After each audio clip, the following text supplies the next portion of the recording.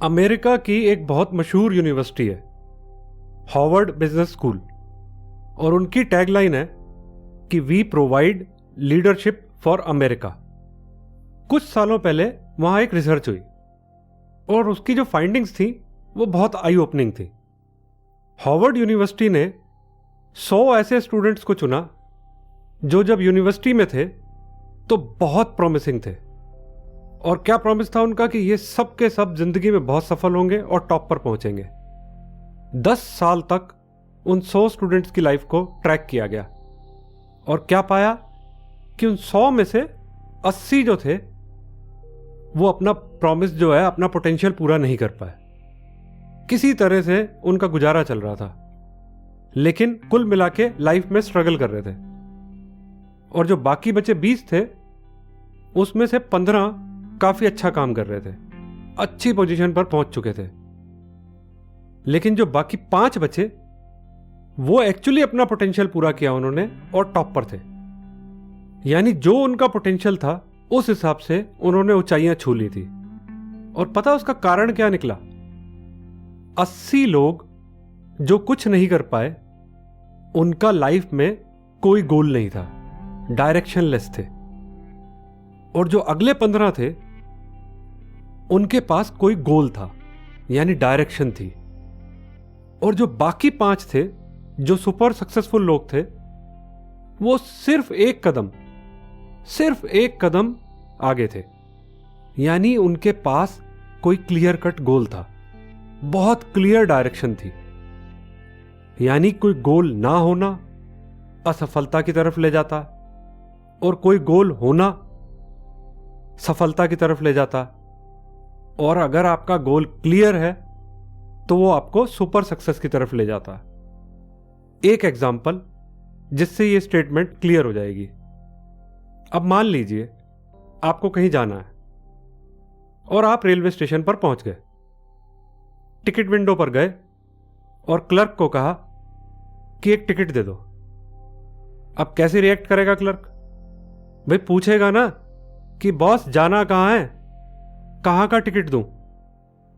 और अगर आप कहते हो कि वो तो मुझे पता नहीं, जाना कहां है, कहीं का भी टिकट दे दो, अब क्लर्क के पास क्या ऑप्शन है? या तो वो आपको पागल समझकर भगा दे, या ठीक है उसे क्या लेना देना, जो ट्रेन जा रही है उसका टिकट पकड़ा दे। अब क्योंकि आपका कोई गोल तो है नहीं, तो ना जाने आप कहां पहुंच जाओगे। एक बात पक्की है, जहां भी पहुंचोगे आपको पता चलेगा कि अरे यहां तो आना ही नहीं था। अगर हमें यह पता नहीं है कि जाना कहां है तो यह एक बहुत बड़ी गलती है। और अगर आप ये मानते हो कि यह गलती है तो अपने जीवन के साथ ये क्यों कर रहे हो कि बिना किसी गोल के जिए चले जा रहे हो, चलते जा रहे हो?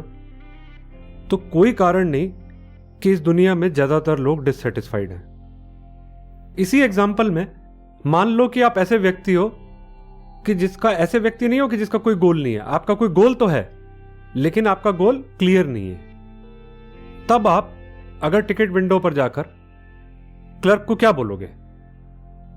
बोलोगे ना कि एक टिकट दे दो। अब सामने वाला फिर पूछता कि भाई साहब जाना कहां है, तो आप उसको कहते हो कि बॉस यह तो पता नहीं, लेकिन किसी ऐसी जगह जाना है जहां पे समुंदर हो, बीच हो। अब क्लर्क को पहले के मुकाबले थोड़ी आसानी होगी और वो आपको किसी ऐसी जगह का टिकट देगा जहां समुंदर हो।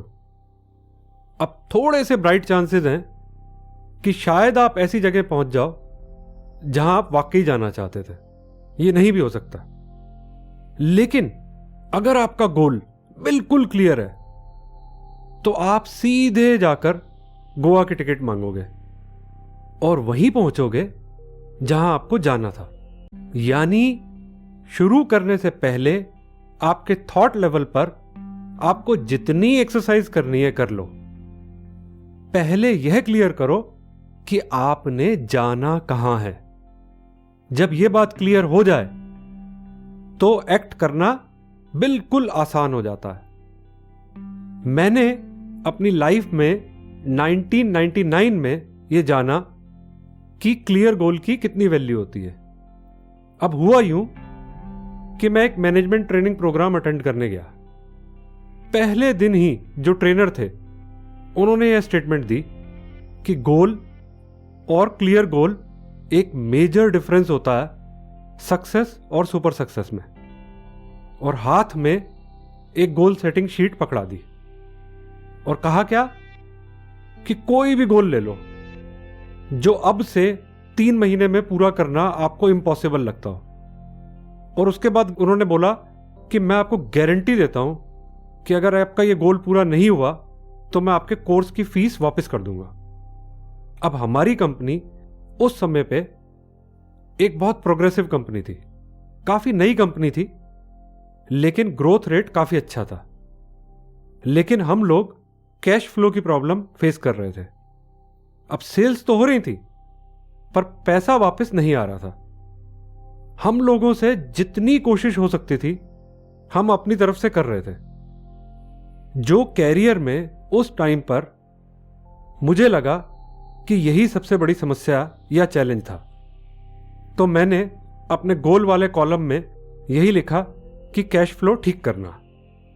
अब ट्रेनर ने मेरे से पूछा कि क्या मेरे हिसाब से ये एक क्लियर गोल है, तो मुझे लगा कि हाँ भाई बिल्कुल क्लियर गोल है, कैश फ्लो ठीक करना है।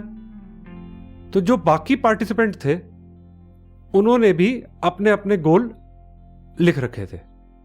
जो भी उन लोगों को लगता था कि क्लियर गोल है उन्होंने लिख रखे थे। And then the trainer explained कि गोल और क्लियर गोल में क्या फर्क होता है। ही सेड कि जब तक आपका गोल स्मार्ट नहीं है तो वो क्लियर गोल नहीं होता। स्मार्ट यानी SMART, और इसमें S stands for specific, M is measurable, A is attainable, R is realistic, और T इज यानी गोल टाइम बाउंड होना चाहिए। उसके बाद उन्होंने ट्रेन टिकट के एग्जाम्पल से ही एक्सप्लेन किया कि स्मार्ट गोल क्या होता।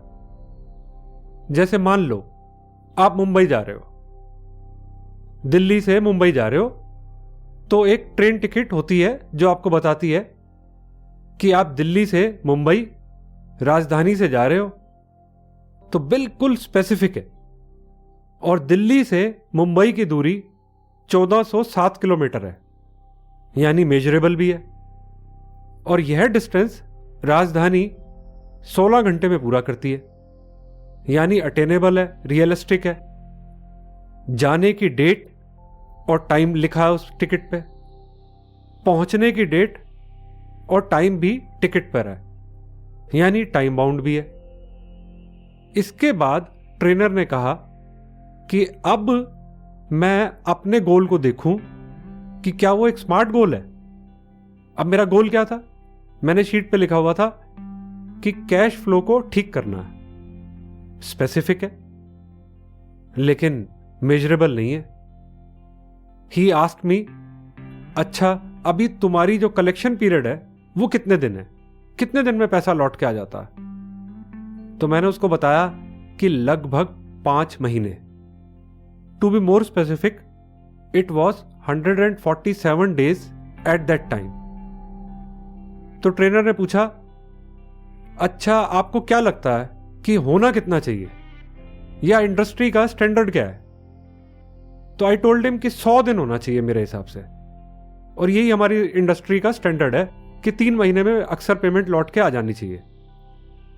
देन ही सजेस्टेड मी कि oh you want your average collection period to reduce from 147 days to 100 days in 3 months time. He asked me, do you think it is specific? I said yes. Then he asked me, is it realistic, attainable? So though I was doubtful because it was stiff target, but I said yes. तो पता trainer ने क्या कहा? उसने बोला तो ठीक है, ये हो जाएगा और यही तुम्हारा स्मार्ट गोल है। मैंने अपना क्लियर और सो कॉल्ड स्मार्ट गोल दिए गए कॉलम में लिख दिया और गोल लिखा to reduce the average collection period from 147 days to 100 days till 31 March 2000। लेकिन मैं अपने मन में ये सोच रहा था कि बेटे ये होने वाला नहीं है और इसे तो मेरी फीस वापस ही देनी पड़ेगी। अब अगला कॉलम आया जहां यह भरना था कि अगर यह गोल अचीव हो जाता है तो हमें इसके क्या क्या फायदे होंगे। 5 फायदे लिखने थे। तो मैंने पहला फायदा लिखा कि कैश हाथ में आ जाएगा और उस कैश से हम और ज्यादा लोग हायर कर सकते हैं। दूसरा फायदा लिखा कि एक बहुत बड़ी टेंशन सर से हट जाएगी। और तीसरा फायदा लिखा कि सेल्स के जो लोग हैं जिनका समय अभी पेमेंट चेज करने में जाता, वो अब बजाय पेमेंट चेज करने के नई सेल्स पे ज्यादा ध्यान देंगे, जिससे बिजनेस ज्यादा आएगा। और चौथा फायदा लिखा कि सेल्स के लोगों के लिए हम कुछ खर्चा भी कर सकते हैं, यानी कोई ट्रेनिंग प्रोग्राम ऑर्गेनाइज कर सकते हैं, कोई सेलिब्रेशन की पार्टीज कर सकते हैं। और 5वां फायदा मैंने खुद के लिए भी लिखा कि एक्स्ट्रा कैश मैं घर ले जा सकता हूं। बहुत कुछ पॉसिबल था। और उससे जो अगला कॉलम था वो ये था कि अगर यह गोल अचीव नहीं हो रहा एट द मोमेंट तो उसकी वजह से हम क्या प्रॉब्लम्स फेस कर रहे हैं। तो नंबर 1 ही मैंने यही लिखा कि रोज सुबह एक ही टेंशन है कि आज का खर्चा कैसे चलेगा, जब कैश ही नहीं आ रहा तो करें क्या। और नंबर 2 लिखा कि कैश फ्लो की प्रॉब्लम की वजह से ना केवल मैं खुद टेंशन में हूं, बल्कि इस वजह से स्टाफ भी सारा दिन डांट खाता रहता। इसके अलावा तीसरा जो प्रॉब्लम फेस कर रहे हैं वो ये है कि ग्रोथ रुक गई है बिल्कुल। और चौथा कि जो सप्लायर्स हैं वो मटेरियल देने से कतराते हैं, मार्केट से ज्यादा प्राइस चार्ज करते हैं क्योंकि हमारी पेमेंट डिले हो जाती है। और 5वां कि घर में एंड में ले जाने के लिए कुछ पैसा ही नहीं बचता। तो उससे अगला कॉलम था कि एक ऐसा एक्शन प्लान लिखो कि क्या स्टेप्स लोगे जिससे ये आपका गोल जो आपने लिखा है ये अचीव हो जाए। अब मैंने काफी सोचा। थोड़ी देर सोचने के बाद जो मुझे उस वक्त लगा मैंने वो लिखना चालू किया, जिसमें पहले लिखा कि ओके, सबसे पहले मैं 31 जनवरी तक हम ये कोशिश करेंगे कि इस टारगेट को तोड़ लें, 3 हिस्सों में बांट लें। और पहले हिस्से में हम ये चाहेंगे कि we will reduce average collection period from 147 to 135 days. और जो फरवरी का महीना आएगा उसमें अगला घटाव लाएंगे, यानी 135 दिन से 118 दिन तक ले जाएंगे। और मार्च में 118 से 100 दिन पे ले जाएंगे, यानी 31 मार्च तक हम अपना टारगेट ऐसे टुकड़ों में बांट के पूरा करेंगे। और दूसरा एक्शन स्टेप मैंने लिखा कि एक ऐसी लिस्ट बनाते हैं जिसमें A, B, C, D की ग्रेडिंग कर देते हैं कि A ग्रेड में ऐसे क्लाइंट्स जिनसे हमें कोई प्रॉब्लम नहीं है, जिनका पैसा समय से पहले अपने आप आ जाता, और B में ऐसे क्लाइंट जो थोड़ा बहुत लेट करते हैं, और C में ऐसे क्लाइंट जो लेट कर देते हैं, पैसा तय समय पे नहीं देते और उनको बार बार रिमाइंड करना पड़ता, और D में ऐसे क्लाइंट्स की लिस्ट जो बार बार चेज करने पे भी आराम से पैसा नहीं देते, जिनकी पेमेंट बहुत ज्यादा डिलेड है। और तीसरा एक्शन स्टेप लिखा कि हर रोज 10 से 11 बजे के बीच में इस लिस्ट को रिव्यू करना है कि जो लेट है उसका कारण क्या है और कैसे इसका हल ढूंढें। और फिर चौथा स्टेप लिखा कि हर क्लाइंट को फोन करना है, फैक्स करना है, पर्सनल विजिट की जरूरत है तो पर्सनल विजिट देना है, और अगर किसी सीनियर विजिट की जरूरत है या उसने चेज करना है तो सीनियर विजिट करेगा। और इसके अलावा एक डेडिकेटेड पर्सन ऑफिस से सिर्फ और सिर्फ पेमेंट चेज करने का काम करेगा। और 5वां स्टेप मैंने लिखा कि हर हफ्ते we have to hold a review meeting and senior person from office will go in each and every area and discuss the problem with client to know the real reason. और अगला column था कि मेरे हिसाब से इसमें क्या क्या दिक्कतें आ सकती हैं, जो हमने एक्शन स्टेप लिखे हैं इनके अंदर रुकावट क्या क्या आ सकती है। तो अब रुकावट ही रुकावट थी। तो मैंने पहला कारण लिखा कि जो मार्केट कंडीशंस हैं वो बहुत पुअर हैं और मंदी का दौर चल रहा है। और दूसरा कारण लिखा कि दरअसल हम एक छोटी कंपनी है और मार्केट में कमांडिंग पोजीशन में नहीं है कि हम अपनी पेमेंट टर्म्स को डिक्टेट कर सकें। और तीसरा कारण लिखा क्योंकि हमारी सेल्स ग्रोथ बहुत तेज है तो उस वजह से कलेक्शन में टाइम देना बहुत मुश्किल हो जाता है। और चौथा कारण लिखा अब क्योंकि मार्केट में कंपटीशन बहुत है तो जो क्लाइंट हैं वो काफी डिमांडिंग है। और ये सारे वो रीजंस थे जो हमारे सेल्स के लोग हमें देते थे और बताते थे कि इस वजह से हमारा कलेक्शन पीरियड पुअर चल रहा है। और जो अगला कॉलम था कि जो दिक्कतें हमें आ रही हैं मेरे हिसाब से उसका हल क्या है। तो मैंने फिर हल भरना चालू किया कि आइडियली मैं देखूं तो हल क्या होना चाहिए।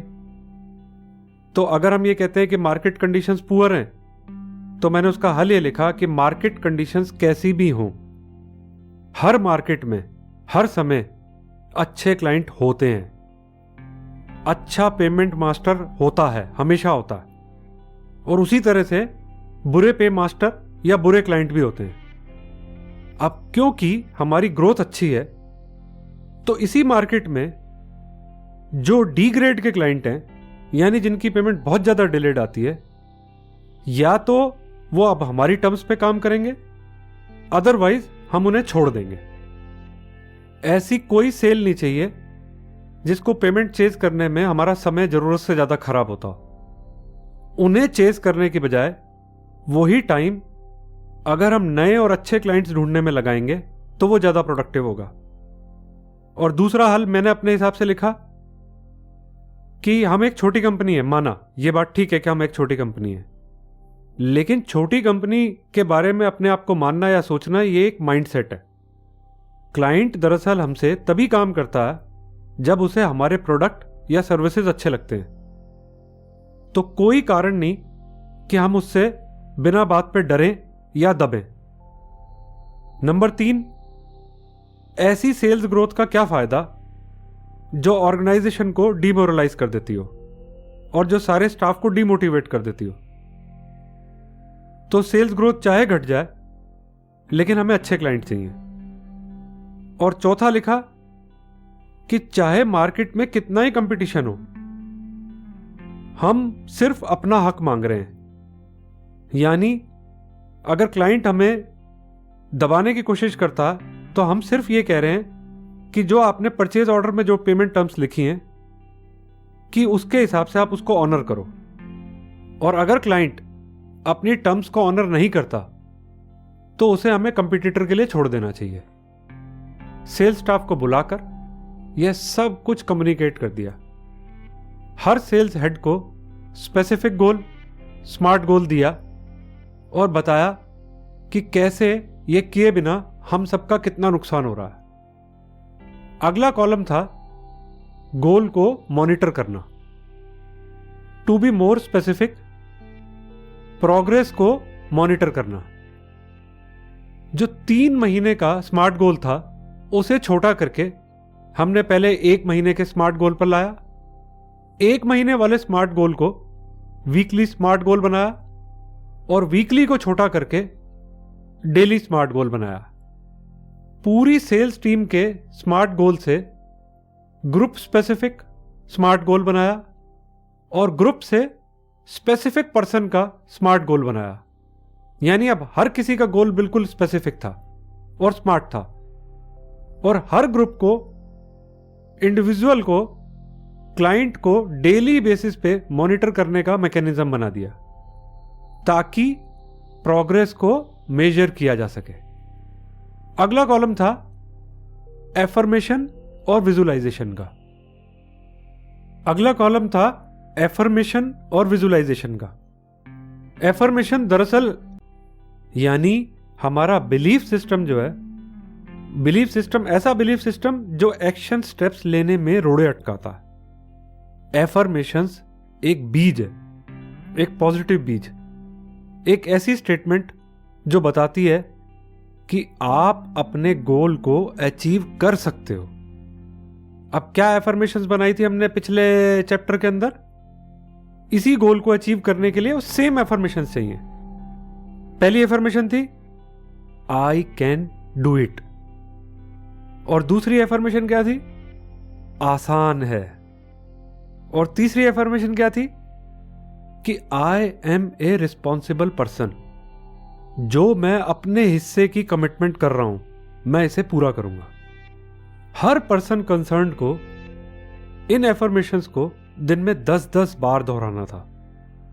और विजुअलाइजेशन क्या होता?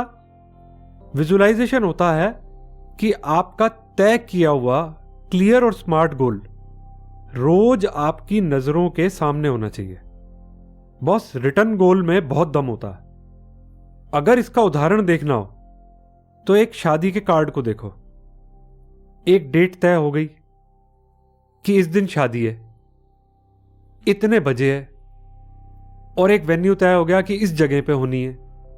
फिर सारी की सारी जो एक्टिविटीज हैं उस कार्ड के साथ चलती हैं।